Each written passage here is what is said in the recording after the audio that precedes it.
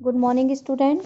आज मैं आपको पाठ 8 गद्य खंड से जामुन का पेड़ पढ़ाऊंगी।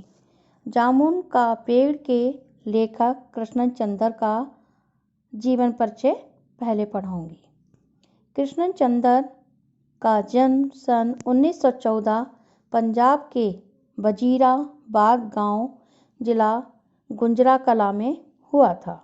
इनकी प्रमुख रचनाएं हैं एक गिरजा, एक खंदक, यूकेलिप्टस की डाली, कहानी संग्रह, शिकस्त, जरगांव की रानी, सड़क वापस जाती है, आसमान रोशन है, एक गधे की आत्मकथा, अन्नदाता हम बहसी हैं, जब खेत जागे, बामन पत्ते, एक वायलिन समंदर के किनारे, कागज की नाव, मेरी यादों के किनारे उपन्यास हैं। इनके प्रमुख सम्मान साहित्य अकादमी सहित बहुत से पुरस्कार इनको मिले हैं।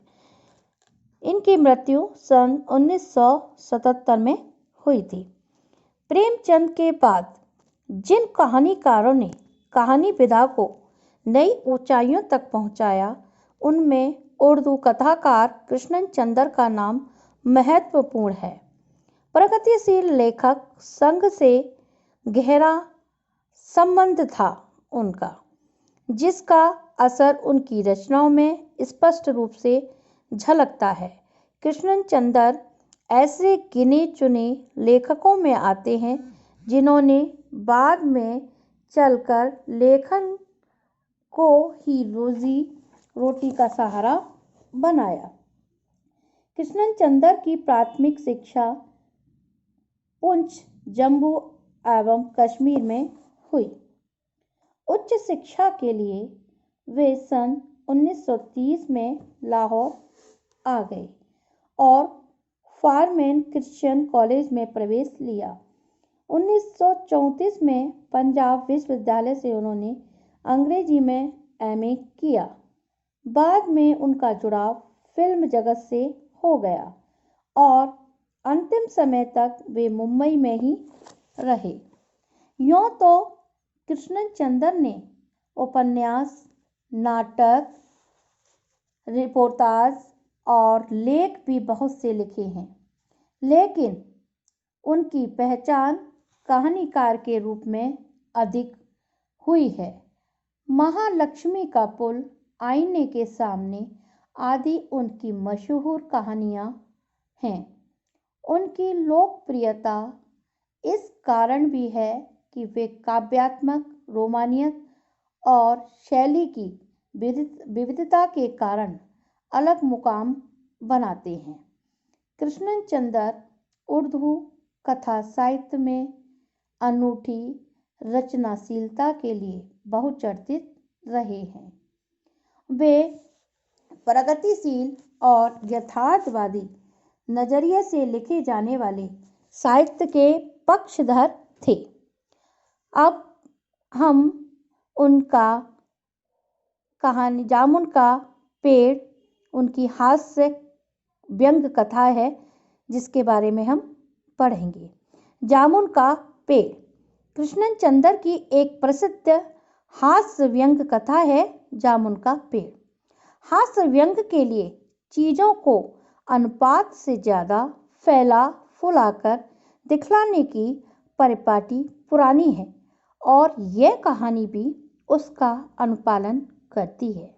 इसलिए यहाँ घटनाएं अतिशयोक्तिपूर्ण और अविश्वसनीय जान पड़े तो कोई हैरत नहीं। विश्वसनीयता ऐसी रचनाओं के मूल्यांकन की कसौटी नहीं हो सकती। प्रस्तुत पाठ में हंसते हंसते ही हमारे भीतर इस बात की समझ पैदा होती है कि कार्यालयी तौर तरीके में पाया जाने वाला विस्तार कितना निरर्थक और पदानुक्रम कितना हास्यास्पद है। बात यहीं तक नहीं रहती, इस व्यवस्था के संवेदन शून्य एवं अमानवीय होने का पक्ष भी हमारे सामने आता है। तो आइए जामुन का पेड़ हास्य व्यंग्य कथा पढ़ते हैं। रात को बड़े जोर का झक्कड़ चला। झक्कड़ कहते हैं आंधी तूफान। रात को बड़े जोर का झक्कड़ चला। सेक्रेटेरिएट के लॉन में जामुन का एक पेड़ गिर पड़ा। जब आंधी आती है, तूफान आता है, तो सबसे ज़्यादा प्रगति पर ही असर पड़ता है। पेड़ पौधे, क्योंकि ये सब प्रगति के अंतर्गत आते हैं, तो सबसे ज़्यादा मार इन्हीं को ही झेलनी पड़ती है। सवेरे को जब माली ने देखा तो उसे पता चला कि पेड़ के नीचे एक आदमी दबा पड़ा है।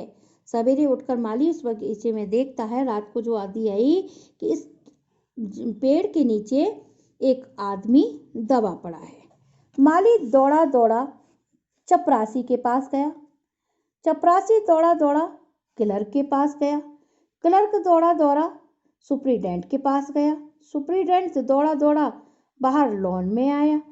मिनटों में गिरे हुए पेड़ के नीचे दबे हुए आदमी के चारों ओर भीड़ इकट्ठी हो गई। कहने का तात्पर्य इस प्रकार है कि व्यवस्था, कार्यालय व्यवस्था इतनी व्यवस्थित थी कि लोग वहां पर यकायक भीड़ इकट्ठी कर ली, लेकिन जो मुख्य मुद्दा है वहां पर नहीं पहुंच पाते हैं कि पेड़ के नीचे आदमी दबा हुआ है। किसी ने किसी से कहा, किसी ने किसी से, इस तरीके से भीड़ इकट्ठा हो गई। लेकिन जो बात स्पष्ट यहाँ पर होनी चाहिए कि पेड़ के नीचे आदमी दबा है, उसको निकालने की कोशिश की जानी चाहिए। लेकिन देखते हैं, बेचारा जामुन का पेड़, लोग क्या कह रहे हैं, भीड़ इकट्ठी हुई, बेचारा जामुन का पेड़ कितना फलदार था, फलदार था। एक क्लर्क बोला। क्लर्क ने क्या बोला? उस दबे हुए आदमी के बारे में नहीं बोला, जामुन का पेड़ कितना फलदार था, एक क्लर्क बोलने लगता है। और इसकी जामुनें कितनी रसीली होती थी। जामुन की बात सब कर रहे हैं, कितनी जामुन रसीली हुआ करती थी। दूसरा क्लर्क याद करते हुए बोला कि मैं फलों के मौसम में झोली भर भर कर ले जाता था। जब फलों का मौसम आता था तो जामुन भर भर कर यहाँ से ले जाया करता था। मेरे बच्चे इसकी जामुनें कितनी खुशी से खाते थे। मेरे बच्चे इसकी जामुनें कितनी खुशी से खाते थे। तीसरा क्लर्क लगभग रुआसा होकर बोला। तीसरा जो क्लर्क था, सारे क्लर्क आ जाते हैं, व्यवस्था थी, उसके बारे में अपनी अपनी बातें चर्चा करने लगते। तीसरा क्लर्क लगभग रुआसा यानी रोने जैसी स्थिति में होकर बोला, अगर ये आदमी, माली ने दबे हुए आदमी की तरफ इशारा किया, हाँ ये आदमी, सुपरिटेंडेंट सोच में पड़ गया, पता नहीं जिंदा है कि मर गया। यानी सब जामुन के पेड़ की तरफ सोचने लगे, अगर इस आदमी की तरफ देखते कि जिंदा है या मर गया। एक चपरासी ने पूछा, मर गया होगा, इतना भारी पेड़ किसकी पीठ पर गिरे, वह बच कैसे सकता है? दूसरा चपरासी बोला। एक चपरासी कहता है कि मर गया होगा, दूसरा बोलता है कि भाई इतना बड़ा पेड़, विशाल पेड़ गिरा है तो शायद कैसे बच सकता है। नहीं, मैं जिंदा हूँ, आवाज आती है, नहीं मैं जिंदा हूँ। दबे हुए आदमी ने बड़ी कठिनता से कराहते हुए कहा, जिंदा है। एक क्लर्क ने ताज्जुब से कहा। ताज्जुब हुआ कि रात में पेड़ गिर गया और दबा हुआ आदमी कह रहा है मैं जिंदा हूँ। पेड़ को हटाकर इसे जल्दी से निकाल लेना चाहिए। अब सब सोचने लगे पेड़ को, इसको हटाएं और जल्दी से इसको निकाल लेना चाहिए। माली ने सुझाव दिया, मुश्किल मालूम होता है। एक सुस्त कामचोर और मोटा चपरासी बोला, पेड़ का तना बहुत भारी है और वजनी है। यानी उसको पेड़ की बारे में सोचना है, आदमी के बारे में सोचना नहीं। क्या मुश्किल है? माली बोला, अगर सुपरिटेंडेंट साहब हुक्म दें तो अभी 15-20 माली, चपरासी और क्लर्क लगाकर पेड़ के नीचे दबे हुए आदमी को निकाला जा सकता है। यानी सुपरिटेंडेंट अगर आदेश देते हैं तो उस दबे हुए व्यक्ति को निकाला जा सकता है। एक साथ बहुत से लोग पेड़ को हटाने को तैयार हो गए। ठहरो, सुपरिटेंडेंट बोला, मैं अंडर सेक्रेटरी से पूछ लूँ मैं जिसके अंडर में काम करता हूँ उनसे पहले पूछ लेता हूँ। सुपरिटेंडेंट अंडर सेक्रेटरी के पास गया, अंडर सेक्रेटरी डिप्टी सेक्रेटरी के पास गया, डिप्टी सेक्रेटरी ज्वाइंट सेक्रेटरी के पास गया, ज्वाइंट सेक्रेटरी चीफ सेक्रेटरी के पास गया, चीफ सेक्रेटरी मिनिस्टर के पास गया, मिनिस्टर ने चीफ सेक्रेटरी से कुछ कहा, चीफ सेक्रेटरी ने ज्वाइंट सेक्रेटरी से कुछ कहा, ज्वाइंट सेक्रेटरी ने डिप्टी सेक्रेटरी से कहा, डिप्टी सेक्रेटरी ने अंडर सेक्रेटरी से कहा। फाइल चलती रही, इसी में आधा दिन बीत गया। यानी एक दूसरे पर इतना कार्यालय ही आरोप और इतना गहरा कार्य करने की शैली कि एक दूसरे पर टालमटाल चलती रही, एक से एक ऊपर चलता रहा, फाइल चलती रही, पूरा दिन बीत गया। दोपहर के खाने पर दबे हुए आदमी के चारों ओर बहुत भीड़ हो गई थी। लोग तरह तरह की बातें कर रहे थे। कुछ मन चले क्लर्कों ने समस्या को खुद ही सुलझाना चाहा। वे हुकूमत के फैसले का इंतजार किए बिना पेड़ को अपने आप हटा देने का निश्चय कर रहे थे कि इतने में सुपरिटेंडेंट फाइल लिए भागा भागा आया। बोला, हम लोग खुद इस पेड़ को नहीं हटा सकते, हम लोग व्यापार विभाग से संबंधित हैं और यह पेड़ की समस्या है जो कृषि विभाग के अधीन है। कृषि विभाग एग्रीकल्चर के अधीन है। मैं इस फाइल को अर्जेंट मार्क करके कृषि विभाग में भेज रहा हूँ, वहाँ से उत्तर आते ही इस पेड़ को हटवा दिया जाएगा। यानी कितनी बड़ी व्यवस्था कि उस पेड़ की चिंता, उस पेड़ के लिए कितने लोग इकट्ठा हो रहे हैं देखने के लिए, लेकिन उस दबे हुए व्यक्ति की तरफ कोई भी नहीं सोच पा रहा कि उसका क्या हाल होगा। वह जीवित है तो उसको निकालने का प्रयास पहले किया जाए, लेकिन यहाँ तो फाइल ही फाइल चल रही थी। दूसरे दिन कृषि विभाग से उत्तर आया कि पेड़ व्यापार विभाग के लॉन में गिरा है, इसलिए इस पेड़ को हटवाने या न हटवाने की जिम्मेदारी व्यापार विभाग पर पड़ती है। एक दिन निकल जाता है, दूसरे दिन ये जानकारी मिलती है कि ये व्यापार विभाग के अंडर आता है, वही हटवाने की जिम्मेदारी लेंगे। ये उत्तर पढ़कर व्यापार विभाग को गुस्सा आ गया। उन्होंने फौरन लिखा कि पेड़ों को हटवाने या न हटवाने की जिम्मेदारी कृषि विभाग पर लागू होती है, व्यापार विभाग का इसमें कोई भी संबंध नहीं है। दूसरे दिन भी फाइल चलती रही।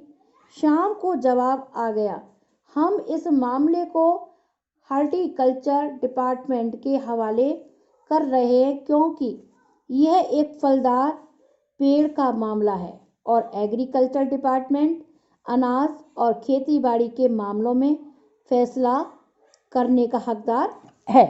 जामुन का पेड़ चूंकि एक फलदार पेड़ था, इसलिए वह पेड़ हॉर्टिकल्चर डिपार्टमेंट के अंतर्गत आता है, कृषि विभाग के अंतर्गत आता है। रात को माली ने दबे हुए आदमी को दाल भात खिलाया। उस आदमी की हिम्मत देखिए, हास्य व्यंग कथा कैसी अचूक बनाई है कृष्णचंद्र ने कि उस दबे हुए व्यक्ति को 2 दिन बाद भी माली क्या कर रहा है, दाल भात खिलाया, जबकि उसके चारों ओर तरफ पुलिस का पहरा था कि कहीं लोग कानून को अपने हाथ में लेकर पेड़ को खुद से हटाने की कोशिश ना करें। मगर एक पुलिस कांस्टेबल को दया आ गई और उसने माली को दबे हुए आदमी को खाना खिलाने की इजाज़त दे दी। माली ने दबे हुए आदमी से कहा, तुम्हारी फाइल चल रही है, उम्मीद है कल तक फैसला हो जाएगा। उस आदमी से कह दिया, हो सकता है कल तक फैसला हो जाएगा। दबा हुआ आदमी कुछ नहीं बोला। माली ने पेड़ के तने को ध्यान से देखकर कहा, अच्छा हुआ कि तना तुम्हारे कूल्हे पर गिरा, अगर कमर पर गिरता तो रीढ़ की हड्डी टूट जाती। उस दबे हुए आदमी से ये बात और कह दी। एक तो बेचारा दबा हुआ है, दूसरा और उस पर ऐसी बात कह दी। ये कैसा न्याय है? दबा हुआ आदमी फिर भी कुछ नहीं बोला बेचारा। माली ने फिर कहा, तुम्हारा यहाँ कोई बारिश है, तुम्हारे यहाँ कोई रहने वाला है तो मुझे उसका अता पता बताओ, मैं उन्हें खबर देने की कोशिश करूंगा। मैं लावारिस हूँ, दबे हुए आदमी ने बड़ी मुश्किल से कहा। मेरा कोई भी नहीं है, मैं लावारिस हूँ। माली खेद प्रकट करता हुआ वहां से हट गया, दुख जाहिर करते हुए वहां से हट जाता है। तीसरे दिन हॉर्टिकल्चर डिपार्टमेंट से जवाब आ गया। बड़ा कड़ा जवाब था और व्यंग्यपूर्ण। हॉर्टिकल्चर डिपार्टमेंट का सेक्रेटरी साहित्य प्रेमी आदमी जान पड़ता था। उसने लिखा था, आश्चर्य है इस समय जब हम पेड़ लगाओ स्कीम ऊंचे स्तर पर चला रहे हैं, हमारे देश में ऐसे सरकारी अफसर मौजूद हैं जो पेड़ों को काटने का सुझाव देते हैं, और वह भी एक फलदार पेड़ को, और वह भी जामुन के पेड़ को, जिसके फल जनता बड़े चाव से खाती है। हमारा विभाग किसी हालत में इस फलदार वृक्ष को काटने की इजाजत नहीं दे सकता है। देखिए अब क्या किया जाए। इस पर एक मन चले ने कहा, व्यक्ति ने, अगर पेड़ काटा नहीं जा सकता तो इस आदमी ही को काट कर निकाल लिया जाए। एक व्यक्ति ने कहा कि भाई जब पेड़ नहीं काटा जाएगा तो इस आदमी के ही काट कर निकाल लिया जाए। कितनी बड़ी व्यंग भरी बात है। यह देखिए, उस आदमी ने इशारे से बताया, अगर इस आदमी को ठीक बीच में से यानी इधर से काटा जाए तो आधा आदमी इधर से निकल आएगा, आधा आदमी उधर से बाहर आ जाएगा और पेड़ वहीं का वहीं रहेगा। मगर इस तरह तो मैं मर जाऊंगा। दबे हुए आदमी ने आपत्ति प्रकट करते हुए कहा, यह भी ठीक कहता है। एक क्लर्क बोला। आदमी को काटने वाली युक्ति प्रस्तुत करने वाले ने भरपूर विरोध किया। आप जानते नहीं हैं आजकल प्लास्टिक सर्जरी कितनी उन्नति कर चुकी है। प्लास्टिक सर्जरी यानी कोई कट जाता है, फट जाता है तो उसको प्लास्टिक सर्जरी से ठीक किया जा सकता है। मैं तो समझता हूँ, समझाता हूँ, अगर इस आदमी को बीच में से काट कर निकाल लिया जाए तो प्लास्टिक सर्जरी से धड़ के स्थान पर इस आदमी को फिर से जोड़ा जा सकता है।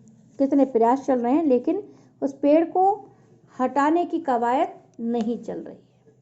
इस बार फाइल को मेडिकल डिपार्टमेंट में भेज दिया गया। मेडिकल डिपार्टमेंट ने फौरन एक्शन लिया और जिस दिन फाइल उनके विभाग में पहुंची उसके दूसरे ही दिन उन्होंने अपने विभाग का सबसे योग्य प्लास्टिक सर्जन छानबीन के लिए भेज दिया। यानी प्लास्टिक सर्जरी करने वाला भी भेज दिया। सर्जन ने दबे हुए, सर्जन यानी डॉक्टर, सर्जरी करने वाला, सर्जन ने दबे हुए आदमी को अच्छी तरह टटोल कर, उसका स्वास्थ्य देखकर, खून का दबाव देखकर, नाड़ी की गति को परखा, दिल और फेफड़ों की जांच करके रिपोर्ट भेज दी कि इस आदमी का प्लास्टिक ऑपरेशन तो हो सकता है और ऑपरेशन सफल भी होगा, मगर आदमी मर जाएगा। देखिए कितनी बड़ी बात। डॉक्टर ने सब कुछ देख लिया, खून की जांच देख ली, नाड़ी यानी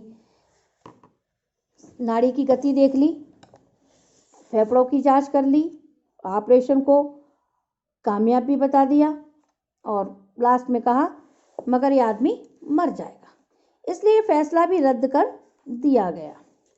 रात को माली ने दबे हुए आदमी के मुंह में खिचड़ी डालते हुए उसे बताया कि अब मामला ऊपर चला गया है और ऊपर चला गया है।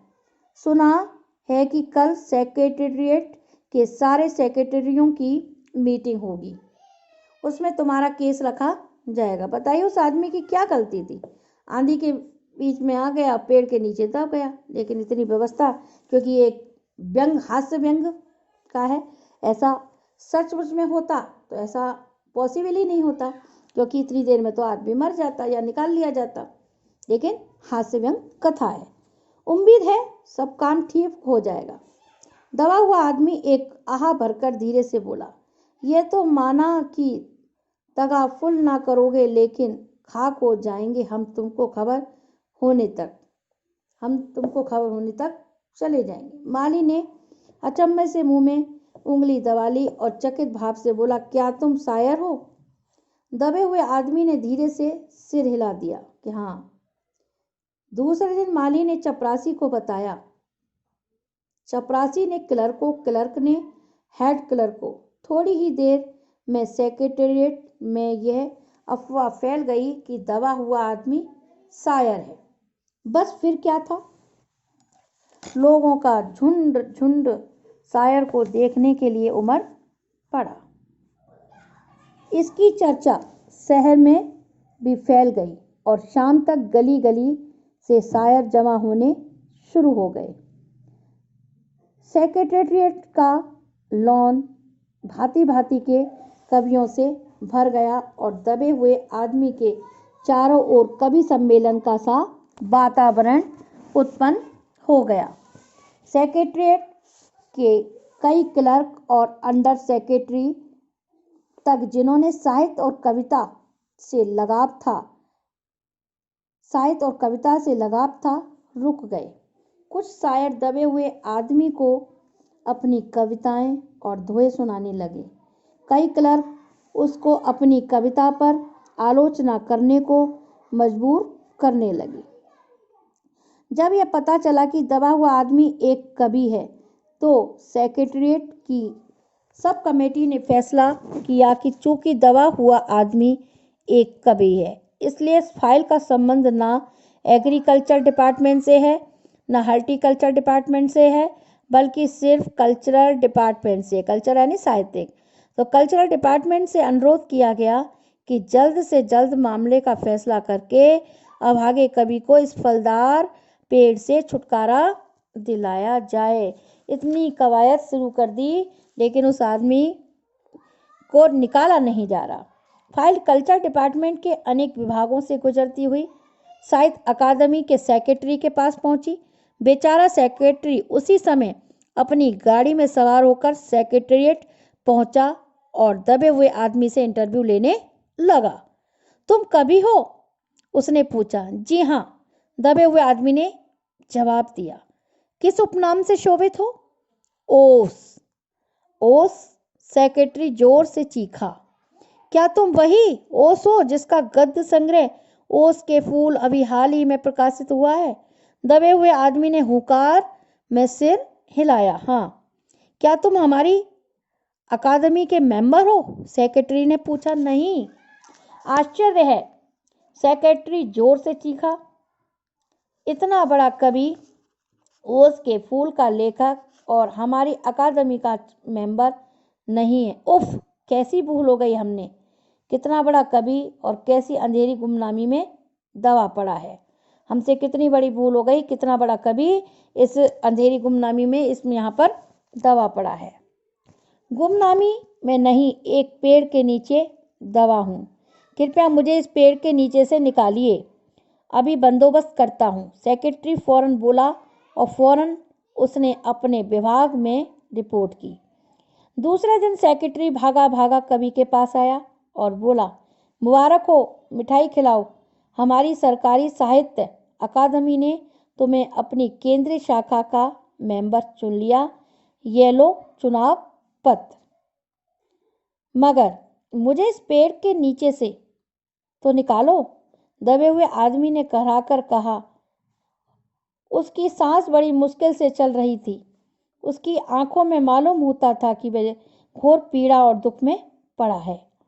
ये हम नहीं कर सकते, सेक्रेटरी ने कहा, और जो हम कर सकते थे वह हमने कर दिया है। बल्कि हम तो यहाँ तक कर सकते हैं कि अगर तुम मर जाओ तो तुम्हारी बीवी को वजीफा दे सकते हैं। हम तो यहाँ तक भी कर सकते हैं, अगर तुम मर भी जाओगे तो तुम्हारी बीवी को हम पेंशन दिलवा सकते हैं, वजीफा दे सकते हैं। अगर तुम दरखास्त दो तो हम वह भी कर सकते हैं। मैं अभी जीवित हूँ। कभी रुक रुक कर बोला, मुझे जिंदा रखो। मुसीबत यह है। सरकारी साहित्य अकादमी का सेक्रेटरी हाथ मलते हुए बोला, हमारा विभाग सिर्फ कल्चर से संबंधित है। पेड़ काटने का मामला कलम दबाज से नहीं, आरी कुल्हाड़ी से संबंधित है। कलम दबाज से नहीं, आरी और कुल्हाड़ी से ही पेड़ कर सकता है। उसके लिए हमने फॉरेस्ट डिपार्टमेंट को लिख दिया और अर्जेंट लिखा है। शाम को माली ने आकर दबे हुए आदमी को बताया, कल फॉरेस्ट डिपार्टमेंट के आदमी आकर इस पेड़ को काट देंगे और तुम्हारी जान बच जाएगी। माली बहुत खुश था। दबे हुए आदमी का स्वास्थ्य जवाब दे रहा था, क्योंकि इतने दिन हो चुके थे, पीड़ा इतनी अधिक हो रही थी। लेकिन सब आते थे, अपनी अपनी कारनामी करके बताकर चले जाते थे, मगर वह किसी न किसी तरह अपने जीवन के लिए लड़े जा रहा था। वह व्यक्ति इतना अंदर से मजबूत था कि वह जीने के लिए पल पल जीता जा रहा था। कल सवेरे तक किसी न किसी तरह उसे जीवित रहना है, क्योंकि उसे फॉरेस्ट डिपार्टमेंट पर भरोसा है। दूसरे दिन जब फॉरेस्ट डिपार्टमेंट के आदमी आरी कुल्हाड़ी लेकर पहुंचे तो उनको पेड़ काटने से रोक दिया गया। मालूम हुआ कि विदेश विभाग से हुक्म आया था कि इस पेड़ को न काटा जाए। कारण यह था कि इस पेड़ को 10 साल पहले पीटोनिया राज्य के प्रधानमंत्री ने सेक्रेटेरिएट के लॉन में लगवाया था।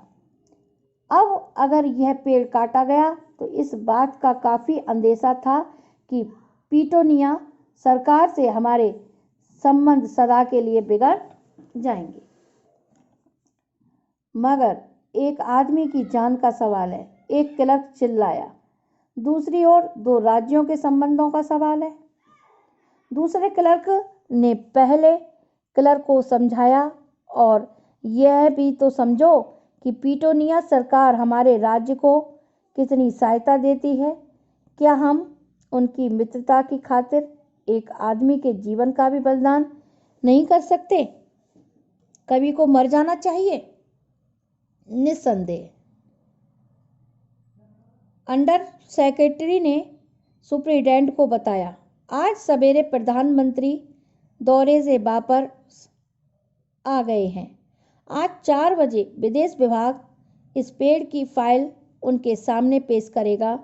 जो वे फैसला देंगे वही सबको स्वीकार होगा। शाम के 5 बजे स्वयं सुप्रिटेंडेंट कवि की फाइल लेकर उसके पास आया। सुनते हो? आते ही वह खुशी से फाइल को हिलाते हुए चिल्लाया, प्रधानमंत्री ने इस पेड़ को काटने का हुक्म दिया और इस घटना की सारी अंतर्राष्ट्रीय जिम्मेदारी अपने सिर ले ली।